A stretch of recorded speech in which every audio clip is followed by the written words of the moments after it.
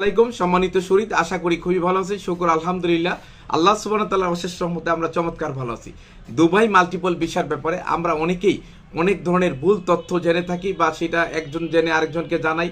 তো কিছু কারেক্ট তথ্য অভিজ্ঞতার আলোকে বিভিন্ন সময় যারা সাফারার হয়েছে তাদের সঙ্গে আলোচনা করে যেটা জানা গেছে, দুবাই মাল্টিপল এন্ট্রি ভিজিট বিষয় মাত্র একবারে 3 মাস থাকা যাবে, অথবা যতবারই যান বছরে 3 মাসের বেশি থাকা যাবে না। যদি কেউ 3 মাসের বেশি থাকেন তাহলে তার জরিমানা হবে। সেই জন্য সবার আগে যেটা করতে হবে যে দুবাই মাল্টিপল ভিসা যারা আগে নিয়েছেন, এখন তো হচ্ছেই না, 5 বছরের মাল্টিপল ভিসা নিয়েছেন, তারা এই পরিবর্তনটি লক্ষ্য রাখবেন।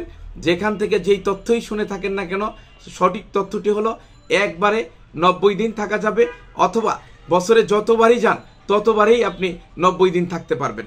এইটা হলো একটা বেসিক ইনফরমেশন।